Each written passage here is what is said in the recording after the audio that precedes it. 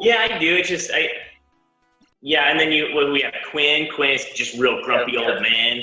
You know, he's had a hard life of hurting familiars. I was gonna say we could have Alicia walk through town and kind of go over them all. I kind of went through like half of them. Yeah.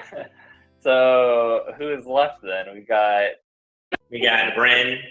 Bren's like I don't know, that Game of Thrones trope, that real tough kind of, I don't want to sound misogynistic, but like that real tough chick kind of champion. She's like the PvP champion of the world. We got Derwin. He's always rhyming. He just moved in, so he's still kind of a mystery. I don't want to give away kind of what he's about. But yeah, he's always in a hurry, and we always try to have some fun dialogue with him where everything he says has to come with kind of like a rhyme or a jingle. I think that's about it. And there's not really much to the crafter guy. He's just real serious, likes to keep his head down and work. I guess there's Nixon. Yeah, I went over him. He's just a tough demon guy. He doesn't really like you. You have a lot to prove to him, so you have to compete. Yeah, I think that's pretty much, except for a few of the ones I'm not thinking of, pretty much it. All right. Will you ever port Bit Heroes over to other platforms such as Steam? We are actually in the process of getting Bit Heroes on Steam already. So, short answer to that is yes. There will also possibly be other platforms we'll be moving it to, but Steam is definitely one of them. Pretty quick one. So this one's more geared towards you, Mokalok. Since Adobe is killing Flash by 2020, are you, and if so, when are you, planning to switch to some new technology to run Bit Heroes? Yeah, this one's kind of a large question, one that we talk about a lot. First of all, I'll clarify, the game was built in Adobe Air, not Flash. So a lot of you are familiar with the Flash version of the game, though, which is the web version of the game. And in that regard,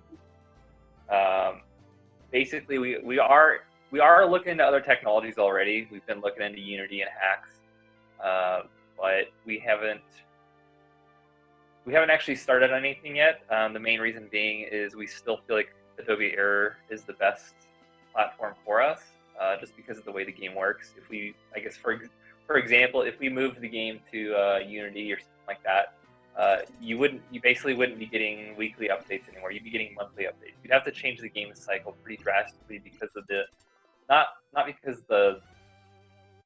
it would take us a long time. Air gives us a lot more flexibility and a lot more power because of the way that the game is ran. So it's, even though it would be great to move it into Unity or something like that to prolong the web version of the game, it's not necessarily the best decision. There's a lot of downsides to moving the game away from Air to another technology. So I'm not saying we aren't going to do it. We are, like I said, we are looking into the other technologies and seeing if they're viable, seeing if we want to do them. But even if for some reason we never port the game away from Flash, you'll still always be able to play the game on mobile or Steam or wherever else we put the game onto. And I'm sure at that point there will also be other browsers you can play Flash in. I don't think in 2020 Flash is going to be completely dead. You just won't be able to play it in Chrome and the major browsers. You'd have to find another solution. But we are looking at other technologies, but it's not guaranteed as to whether or not we're going to switch to them, is the short answer.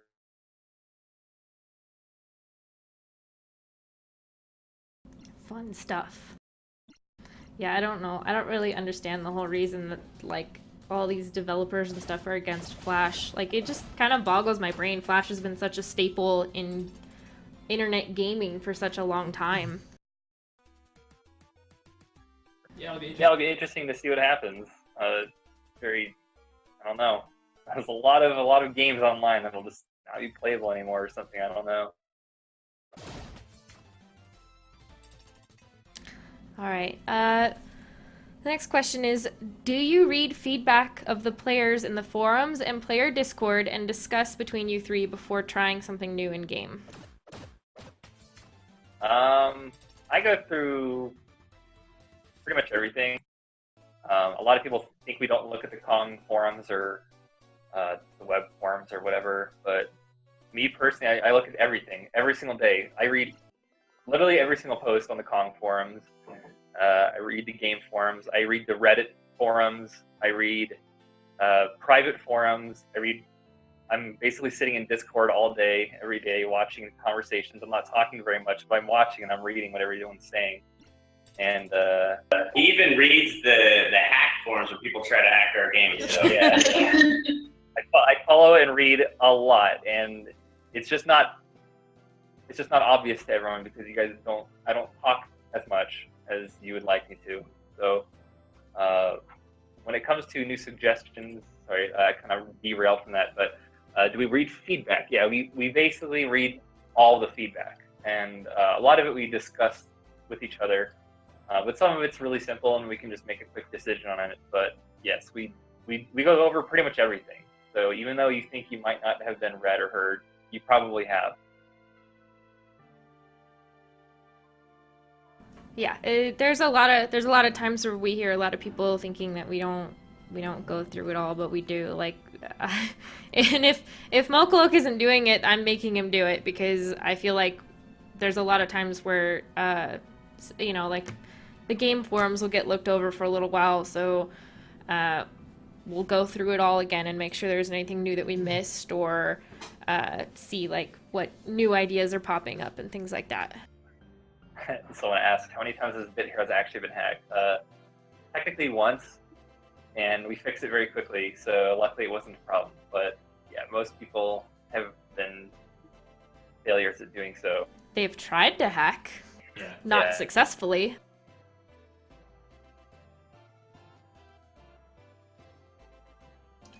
All right. Okay, how far in advance do you plan updates and how long do they usually take? Oh, that's very general. Because I think didn't we kind of answer that earlier? We wing it, and we like that. We like being there. We're not like your typical game company where everything's planned out in advance. We see how the vibe of the players is going, and then we adjust from there, really. And that's kind of how it goes. And it just depends on the update, really, how long it takes. Yeah, the second part of the question is how much time does it normally take to create updates such as like zones and raids? Well, it takes me, I've got it down to a science now, so it takes me about 2.5 weeks to 3 weeks to do all of the art. And that would be 4 dungeons, 4 battle backgrounds, 17 characters, 24 familiars, pets, accessories, and that has its own thing. So it takes me about 3 weeks to do all of that art. That's all that I do all day long.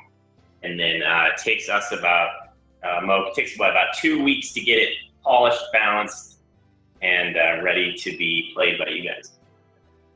Yeah, I think so. I'd say overall, like a new raid, a new zone is going to take like 1.5 to 2 months probably. All right. How often do you guys have to pull an all-nighter to fix or add things? This one's pretty interesting.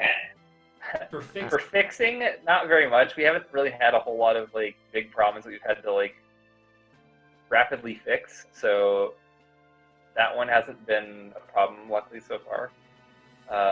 But when we're releasing new content and stuff, like for example, when Invasions were coming out, that pretty much the whole like 2 weeks up until Invasions, we were working like 16 hours a day. So they were pretty much all-nighters the whole way. Yeah, it was like get up, start working, go to bed, rinse and repeat. Yep. Wasn't a whole lot to that week or two. To kind of answer that question, it's very dependent on the update, but pretty much all of our major releases, the mobile release, the new zones, new raids, new features, etc., they pretty much all have some pretty hefty grinds behind them. Okay, next question is, I think I can kind of answer this one. Will there ever be an update to the guild hub and store, and can we add a guild message of the day into guild chat? So this is something that we have been planning for a long time. We've been wanting to totally revamp the guild hub and it just keeps ending up as like a non-priority fix and just keeps kind of getting pushed to the side. So